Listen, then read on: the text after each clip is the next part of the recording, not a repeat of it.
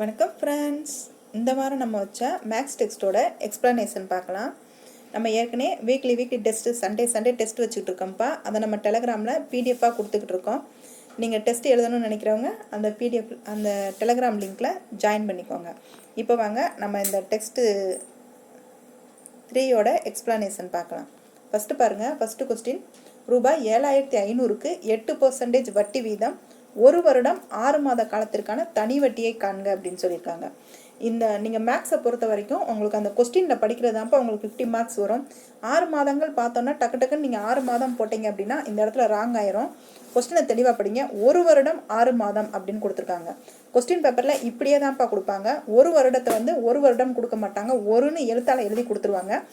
6 மாதத்தை மட்டும் 6 உங்களுக்கு நம்பர்ஸில் கொடுத்துருவாங்க. ஏன்னா அப்போ தான் நம்ம மைண்ட் கரெக்டாக அந்த 6 மட்டும் பிடிச்சிட்டு கடகடன்னு அதில் போட்டு போயிடும், அதில் ஈஸியாக தப்பு பண்ணிடுவோம் அப்படிங்கிறதுக்காக. அதனால் நீங்கள் கொஸ்டினை கவனமாக படிச்சிருங்க. 1 வருடம் அப்படின்னா நமக்கு எவ்வளோ மாதம் வரும்? 12 மாதம் வரும். 6 மாதங்கள் அப்படின்னா அதில் ஒரு 6 மாதம் வருங்க. அப்போ நமக்கு எவ்வளோ வரும்? 1.5 வருஷம் வரும். அப்போ மாதம்னு கணக்கு பார்த்தீங்கன்னா 18 மாதம் வரும். மாதங்களில் கொஸ்டின் வந்துருச்சு அப்படின்னாலே நீங்கள் எல்லாத்தையும் மாதங்களில் மாற்றி தான்ப்பா மேக்ஸ் போடணும். அப்படியே நீங்கள் 1.5 வருஷம் அப்படின்னு வச்சு போட்டிங்கன்னா கொஞ்சம் உங்களுக்கு கடினமாக இருக்கும். இப்படி மாதத்தில் மாற்றிட்டிங்கன்னா உங்களுக்கு போடுறதுக்கு கொஞ்சம் எளிமையாக இருக்கும். இப்போ 1.5 வருஷத்தை நீங்கள் எப்படி போட்டிங்கன்னா 18 மாதம். இந்த 18 மாதம் எப்படி வந்துச்சுன்னு புரியுதாப்பா? ஒரு வருஷத்துக்கு 12 மாதம். இந்த 6 மாதம் இந்த 6 மாதம் 12 6 கூட்டணும் அப்படின்னா 18 மாதம். மொத்தம் ஒரு வருஷத்துக்கு எத்தனை மாதம்? 12 மாதம். அதை தான் நம்ம கீழே போட்டிருக்கோம். இதை நீங்கள் எடுத்து எழுத உங்களுக்கு தெரிஞ்சிச்சுனாவே கிட்டத்தட்ட நீங்கள் ஆன்சர் போட்ட மாதிரி தான்ப்பா.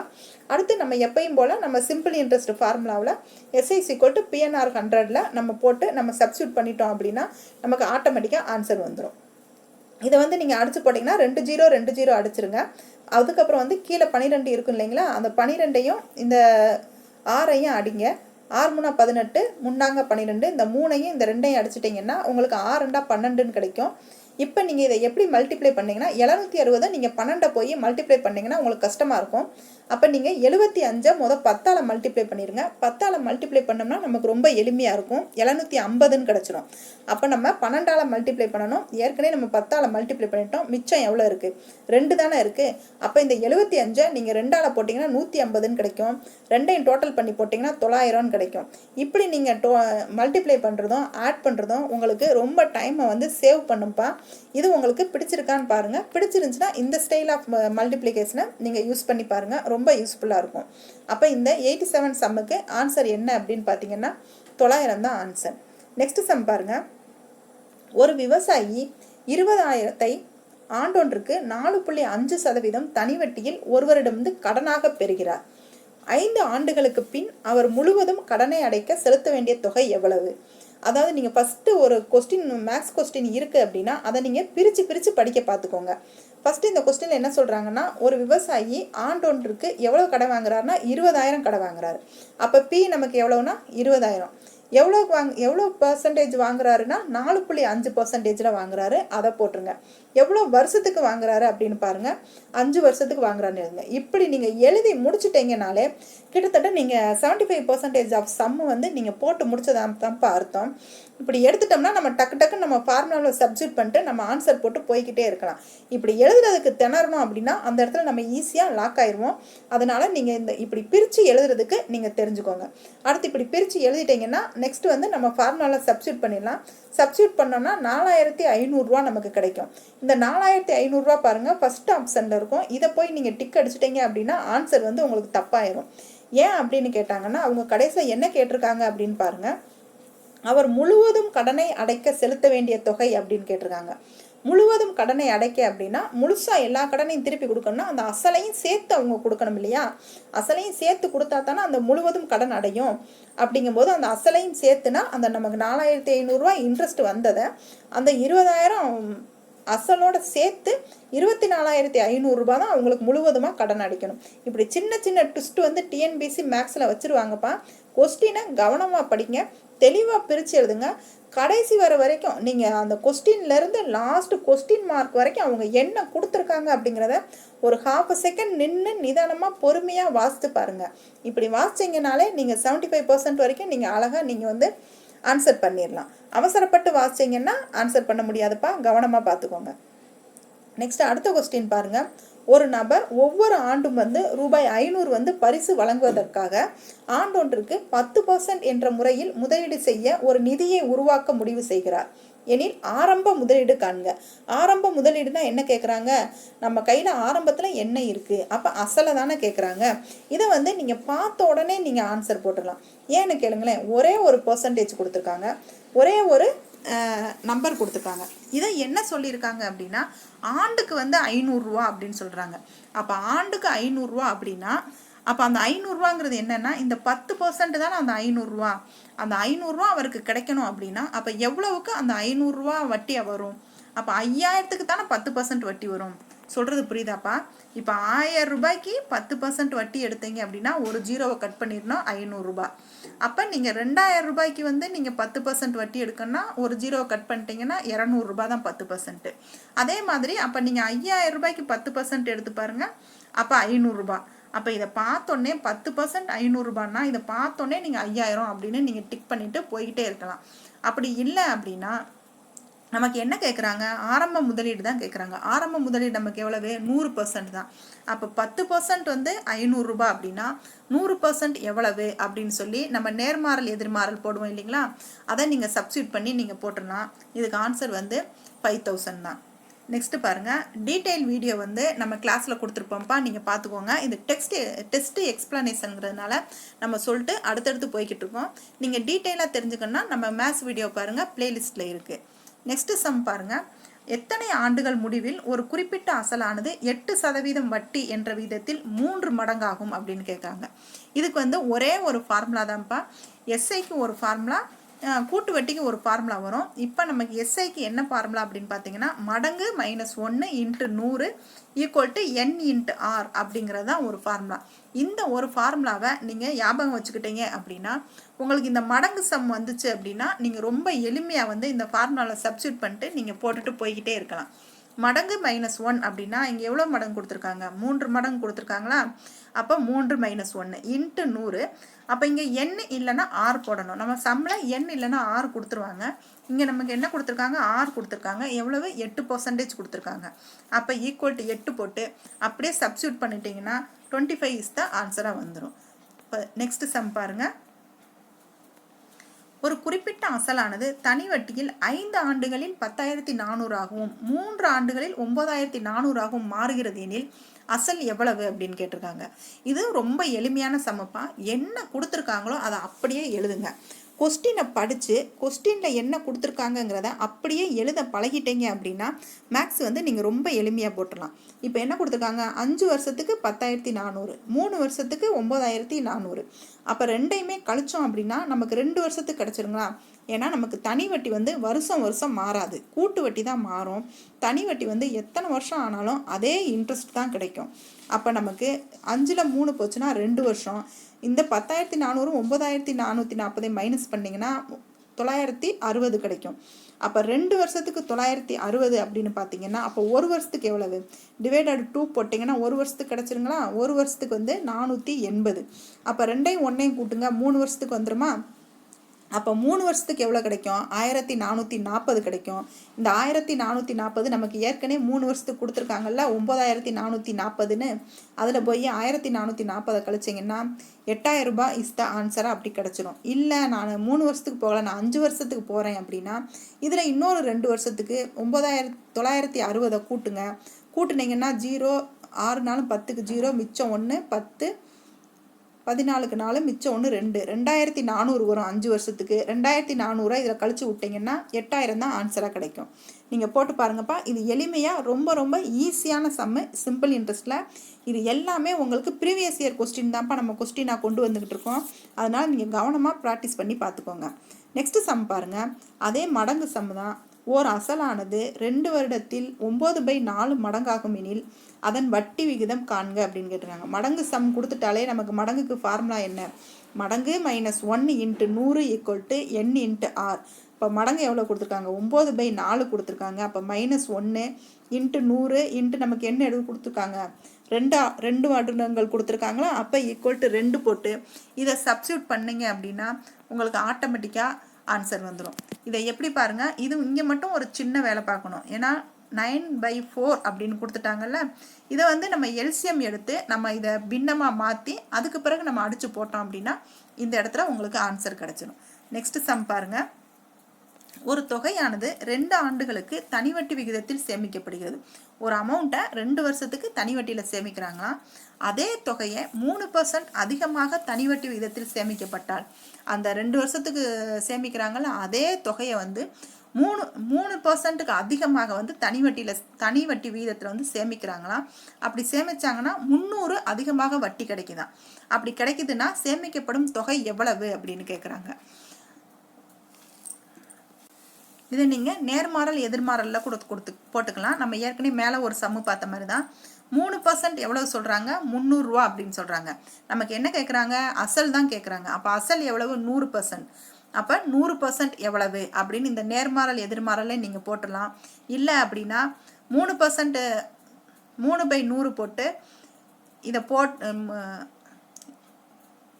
நேர்மாறல் எதிர்மாறலில் போட்டீங்க அப்படின்னா உங்களுக்கு 10,000 ஆன்சர் கிடைக்கும்.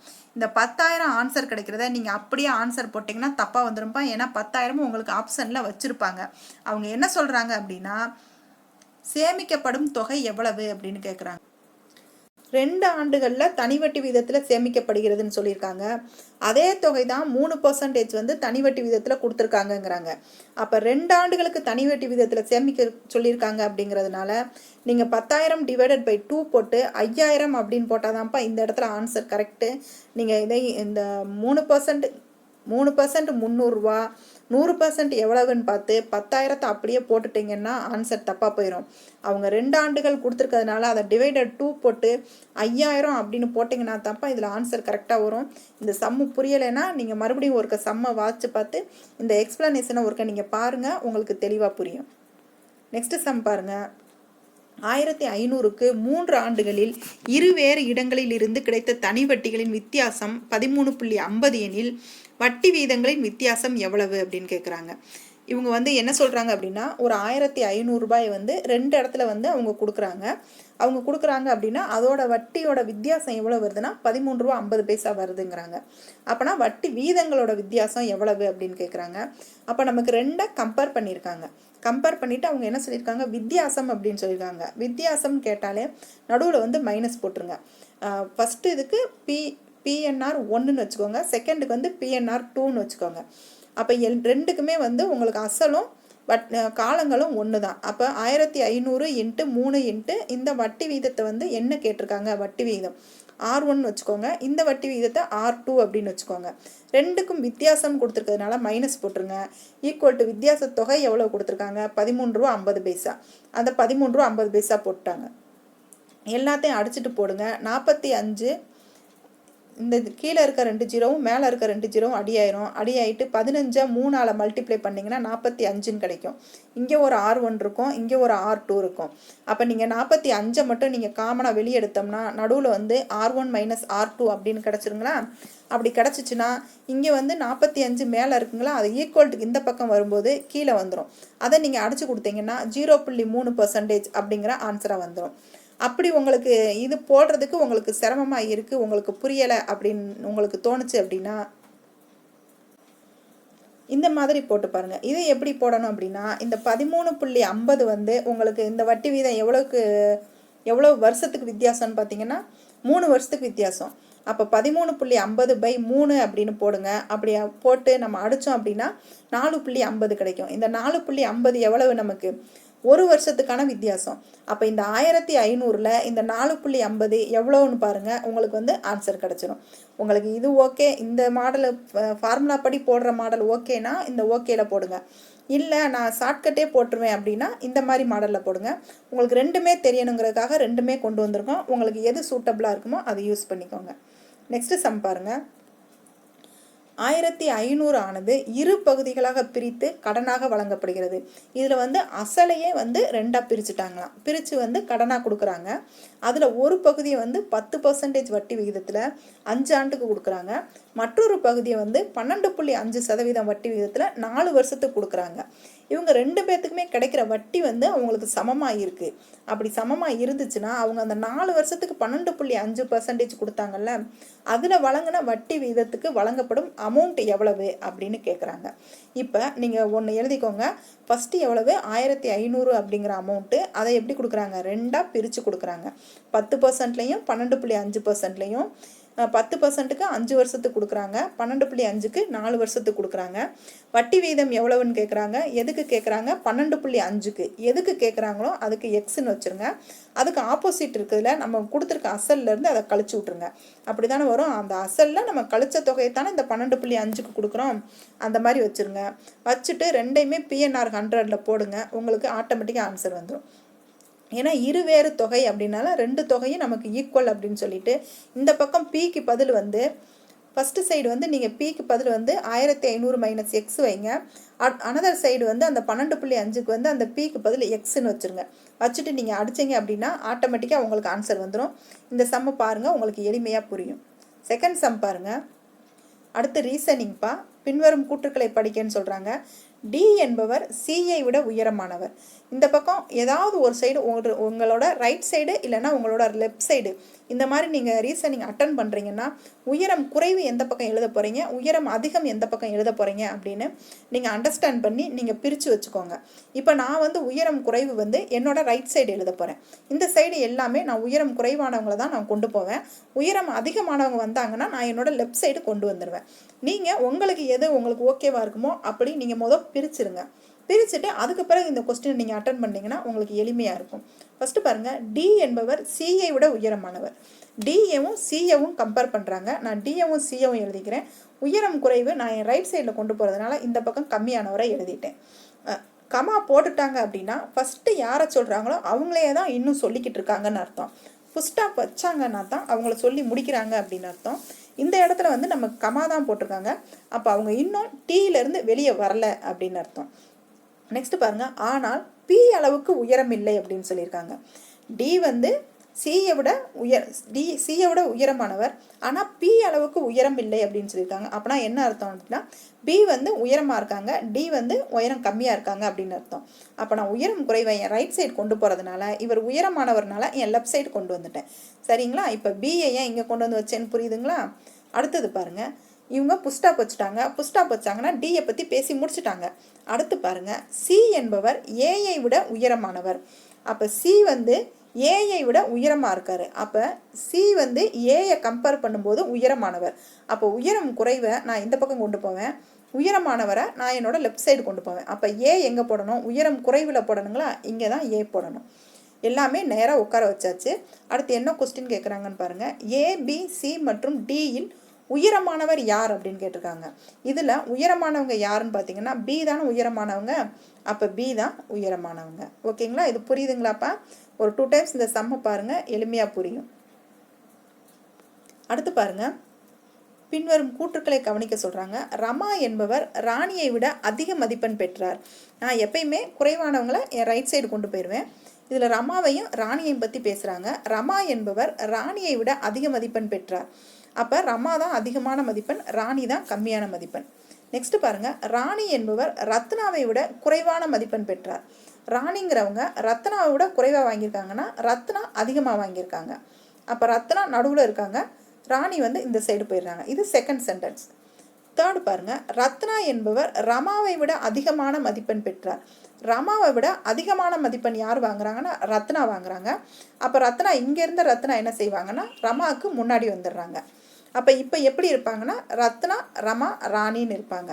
ஃபோர்த் சென்டென்ஸ் பாருங்கள், ரம்யா என்பவர் ரமாவை விட அதிகமாகவும், ரம்யா வந்து ரமாவை விட அதிகமாக வாங்குறாங்க, ரத்னாவை விட குறைவாக வாங்குறாங்க. ரமாவை விட அதிகமாக வாங்குறாங்க, இந்த சைடு வந்துடுவாங்க. ரத்னாவை விட கம்மியாக வாங்குறாங்கன்னா இந்த சைடு வந்துடுவாங்க. மதிப்பெண் பெற்றார் எனில் கொடுக்கப்பட்டவர்களில் யார் குறைவான மதிப்பெண் பெற்றார் அப்படிங்கிறாங்க. அப்போ நீங்கள் உட்கார வச்சு பார்த்தீங்க அப்படின்னா ரத்னா வருவாங்க, அப்புறம் ரம்யா வருவாங்க, அப்புறம் ரமா வராங்க, அப்புறம் ராணி வராங்க. இதில் வந்து யார் கம்மியாக மார்க் வாங்கியிருக்காங்கன்னா ராணி தான் கம்மியாக வாங்கியிருக்காங்க. சரிங்களா? இந்த இது எப்படி உட்கார வச்சோம் அப்படின்னு புரியுதுங்களா? நெக்ஸ்ட் சம் பாருங்கப்பா. இதுவும் ரீசனிங் தான். இது வந்து கொஞ்சம் நம்ம யோசிக்கிற மாதிரி இருக்கும். இதை கொஞ்சம் கவனமாக பாருங்கள். ஃபஸ்ட்டு என்ன சொல்லியிருக்காங்க, ஏயும் பியும் சம வயது உடையவர்கள், அதாவது ஏயும் பியும் ஈக்குவலாக இருக்காங்க, அல்லது இல்லைன்னா ஏயானவர் பியை விட பெரியவர், பியை விட ஏ வந்து பெரியவங்களாம், அதனால் நான் ஏயை என் லெஃப்ட் சைடு வச்சுக்கிறேன்.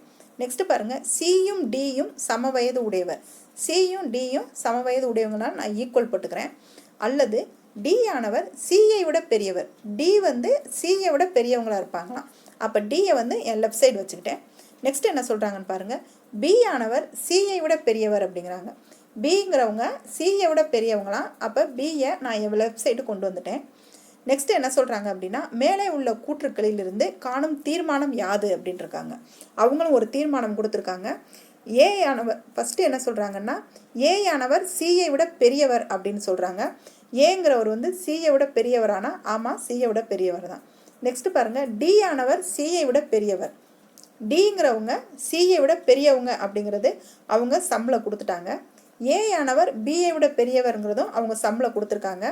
பியும் டியும் சம வயது உடையவர் அப்படிங்கிறதையும் அவங்க சம்பளம் கொடுத்துட்டாங்க.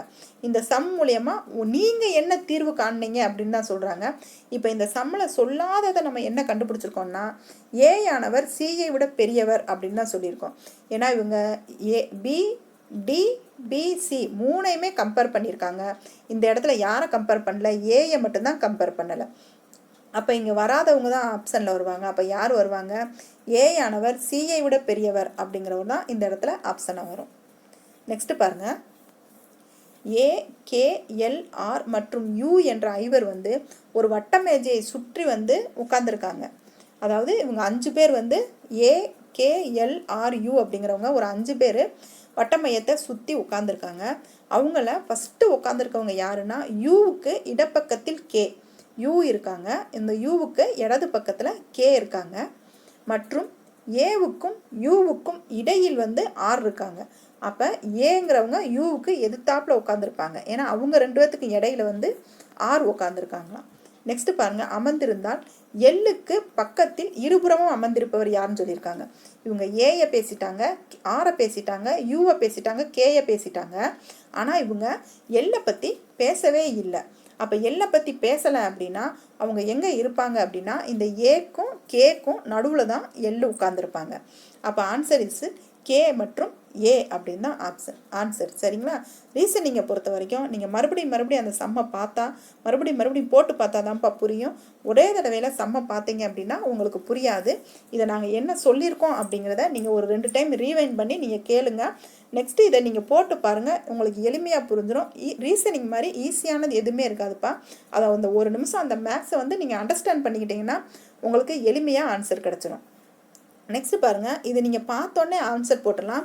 ஆனால் இதை வந்து நம்ம கரெக்டாக என்ன அப்படின்னு புரிஞ்சுக்கிட்டோம் அப்படின்னா ஈஸியாக ஆன்சர் போட்டுடலாம். இதில் வந்து ஒரு 22 வேர்ட் கொடுத்துருக்காங்கப்பா. முதல் பாதியை பின்னோக்கு வரிசையில் எழுதினால், அதாவது 22 வார்த்தை கொடுத்துருக்காங்க. முதல் பாதியை வந்து பின்னாடி இருந்து எழுத சொல்கிறாங்க. அப்போ இதில் 2, 4, 6, 8, 10, 11 இது 3 வரைக்கும் 2, 4, 6, 8, 10, 11 இந்த 3 வரைக்கும்ப்பா. இந்த 3 வரைக்கும் தான் முதல் பாதி. இதை வந்து பின்னோக்கு வரிசையில் எழுத சொன்னாங்கன்னா இந்த 4 முதல் போயிடும் இல்லைங்களா? அவ்வளோதான் இந்த இடத்துல சம்மேவும். நீங்கள் அடுத்து நீங்கள் படிக்க வேண்டியதோ அதை போட்டு நீங்கள் கன்ஃபியூஸ் பண்ண வேண்டியதோ இல்லை. ஏன்னு கேளுங்களேன், என்ன சொல்லியிருக்காங்க, தொடரின் வலது பக்கத்திலிருந்து 14வது அமையும் உறுப்புகளை காண்க அப்படின்னு சொல்லியிருக்காங்க. இதை நீங்கள் பின்னோக்கு வரிசையில் எழுதுனீங்கன்னா ஆட்டோமேட்டிக்காக இது வந்து உங்களுக்கு முன்னோக்கு வரிசையில் வந்துடும். அப்போ இது பின்னாடி போயிடும் இல்லைங்களா? அப்போ பின்னாடி போயிடுச்சுன்னா இதோட 14வது தான் கேட்டிருக்காங்க. நமக்கு ஏற்கனவே 11 நமக்கு இருக்குது. இதில் வந்து அப்போ நம்ம 3 மட்டும் எடுத்தோம்னா போதும். அந்த 3 மட்டும் எடுத்து ப்ளஸ் அப்படின்னு ஆன்சர் போட்டுடலாம். நீங்கள் இதை மறுபடியும் எழுதி பின்னோக்கு வரிசையில் எழுதி இதை முன்னோக்கு வரிசையில் எழுதுனீங்கன்னா உங்களுக்கு டைம் வேஸ்ட் ஆகிடும். கொடுத்தது என்ன அப்படின்னு சொல்லி நீங்கள் பார்த்து யோசித்து ஃப்ராக்ஷன் ஆஃப் த செகண்டில் வந்து நீங்கள் ஆன்சர் போட்டுடலாம். ரீசனிங் பொறுத்த வரைக்கும் நீங்கள் சம்மை எப்படி அண்டர்ஸ்டாண்ட் பண்ணுறீங்க, அந்த டைமுக்குள்ளே எப்படி நீங்கள் ஆன்சர் பண்ணுறீங்க அப்படிங்கிறதுக்காகத்தான்ப்பா ரீசனிங் வைக்கிறாங்க.